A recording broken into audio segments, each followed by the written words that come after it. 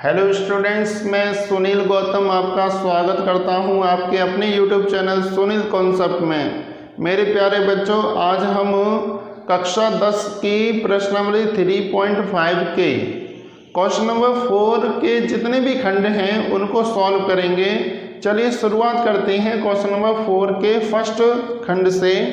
इसमें लिखा हुआ है कि एक छात्रावास के मासिक व्यय का एक भाग नियत है तथा शेष इस पर निर्भर करता है कि छात्र ने कितने दिन भोजन लिया है।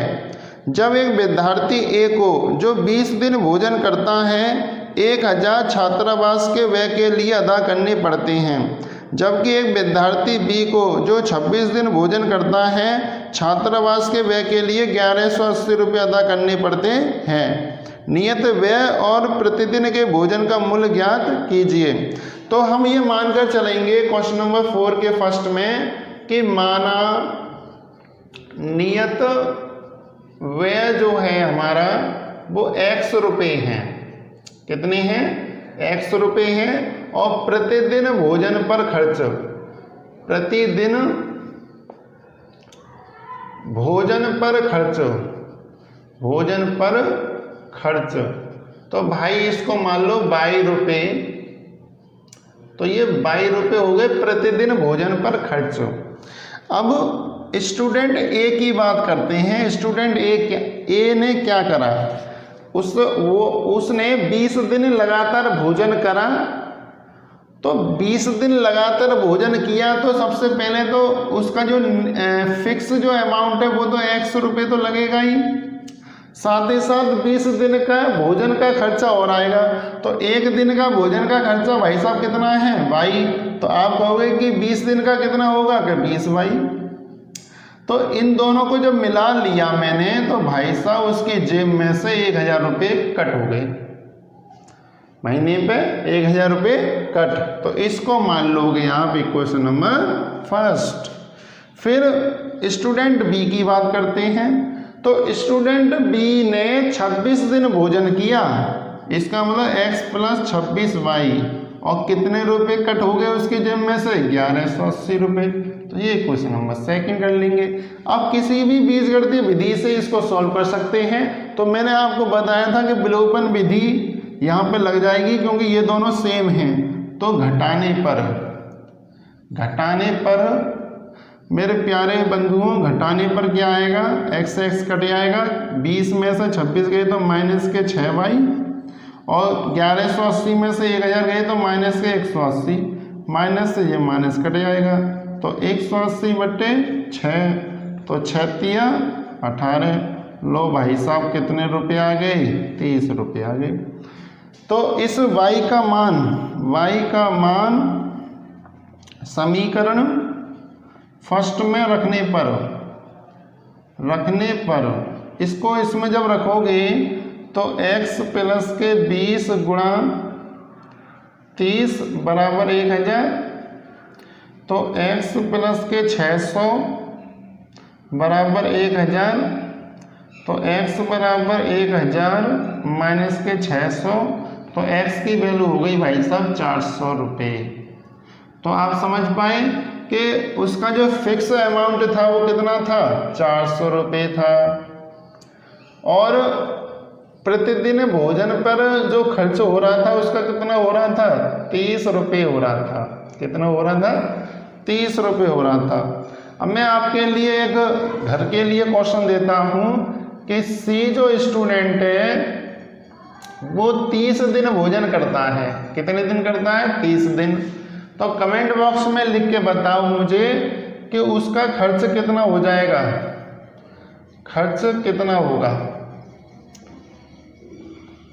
तो ये क्वेश्चन मुझे करके दिखाइए। आगे नेक्स्ट क्वेश्चन में बढ़ते हैं। क्वेश्चन नंबर 4 के सेकंड क्वेश्चन को सॉल्व करते हैं।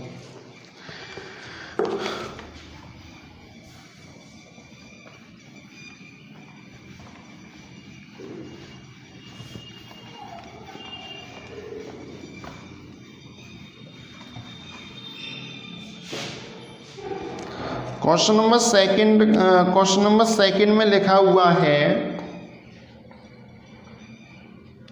क्वेश्चन नंबर सेकंड में लिखा हुआ है कि एक भिन्न 1/3 हो जाती है, एक भिन्न 1/3 हो जाती है जब उसके अंश से 1 घटाया जाता है। तो मैं मानकर चलता हूँ, माना मूल भिन्न कितनी है भाई साहब, x/y है। हमेशा जब भी कभी भिन्न वाला सवाल आता हो तो सबसे पहले स्टूडेंट्स यही लिखना है आपको कि माना मूल भिन्न कितनी है, x/y है। इस x/y में भाई साहब ये तो है अंश, और मेरे प्यारे बच्चों ये क्या है, हर। बात समझ पाए? तो माना मूल भिन्न कितनी है, x/y है, तो अंश कितना है x, हर कितना है y है। अब प्रश्न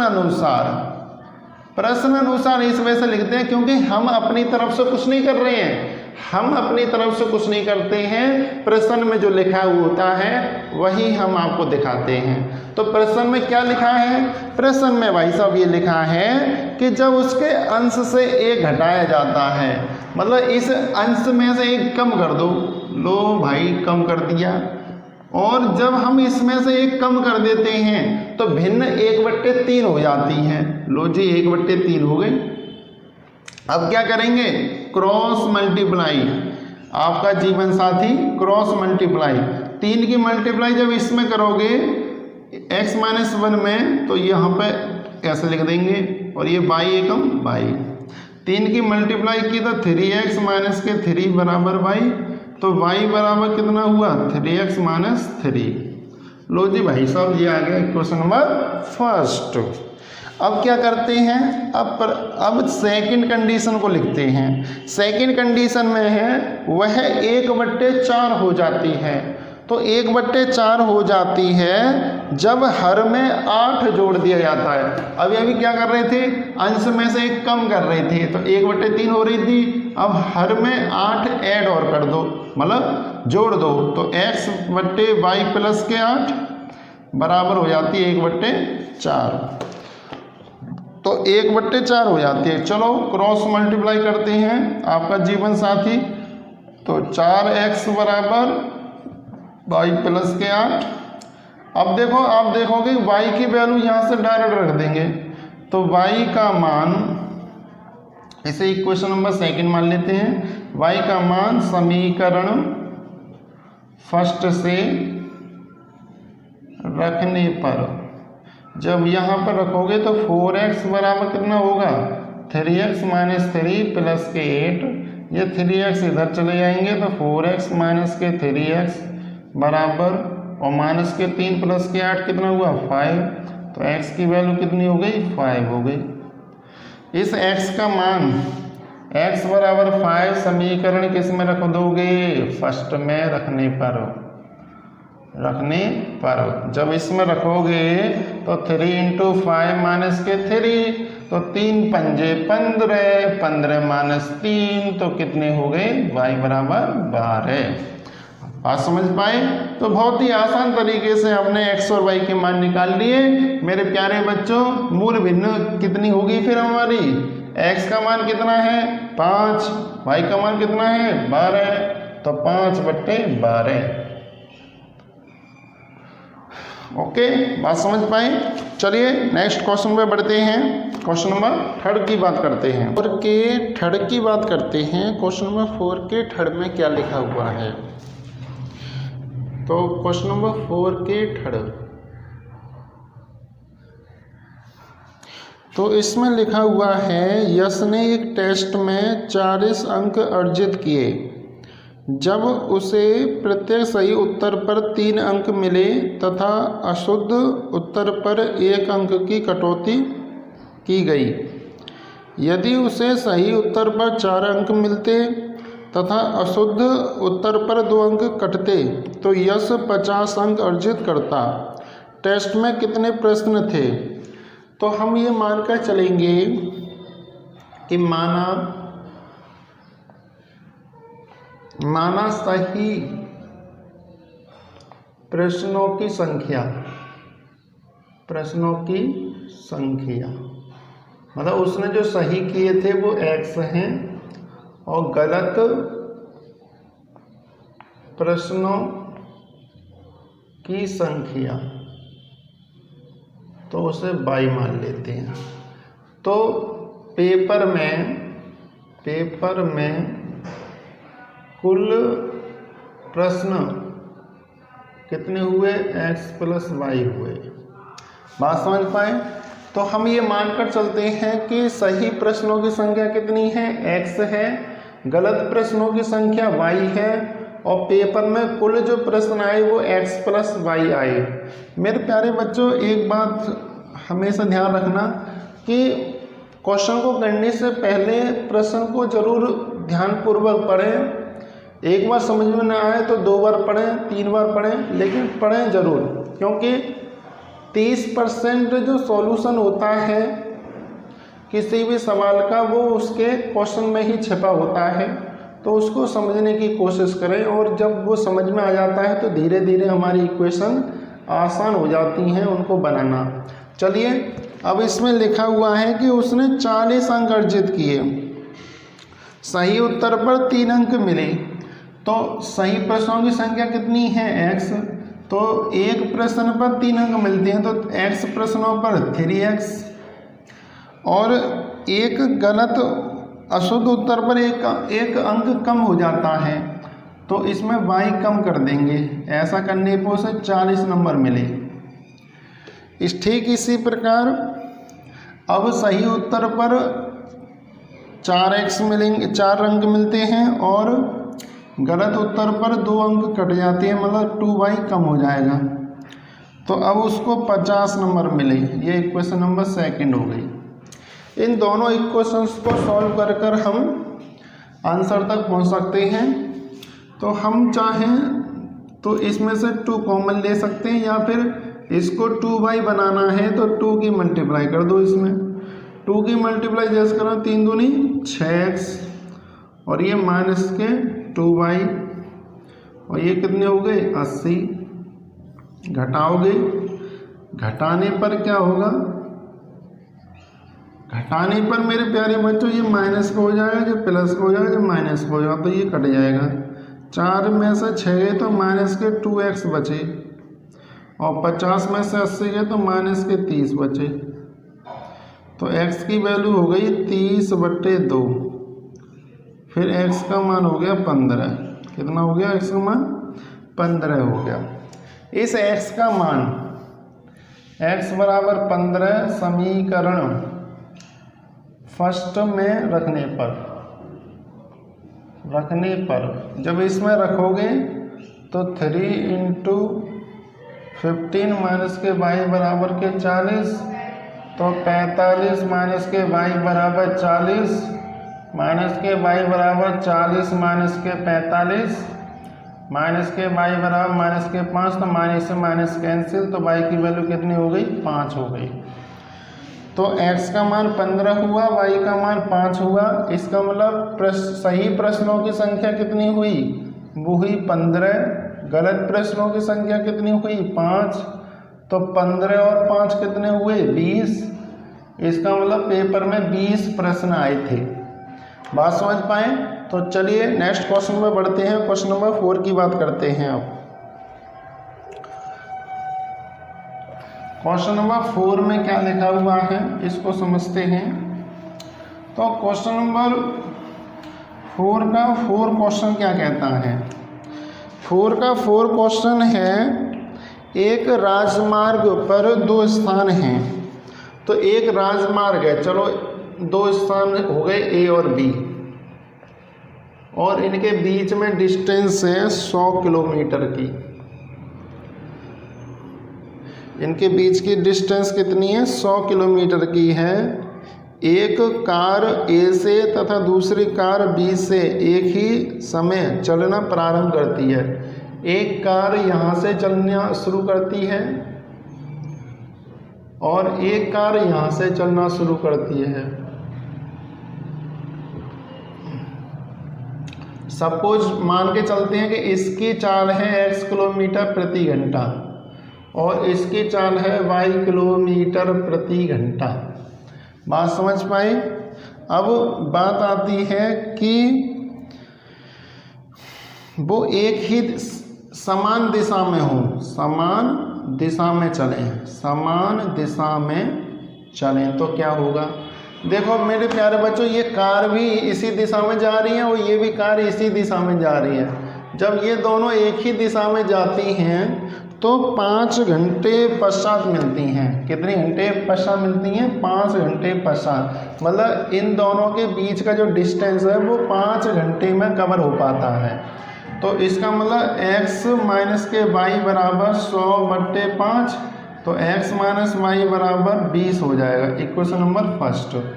और विपरीत दिशा में जब जाती हैं, विपरीत दिशा में चलें तो क्या होगा, x प्लस वाई बराबर हो जाएगा 100/। अब वो 1 घंटा लेती हैं विपरीत दिशा का, मतलब दोनों ये भी कार इधर आए और ये भी कार इधर आए तो 1 घंटा। तो x प्लस वाई बराबर कितना हुआ, 100। ये इक्वेशन नंबर सेकंड। इन दोनों इक्वेशंस को जब सॉल्व करेंगे, x माइनस वाई बराबर ये 20 हो जाएगा, x प्लस वाई बराबर ये 100 हो जाएगा।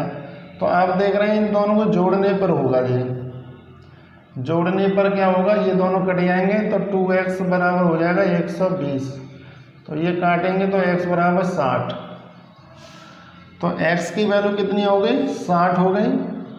अब x बराबर 60 समीकरण फर्स्ट में रखने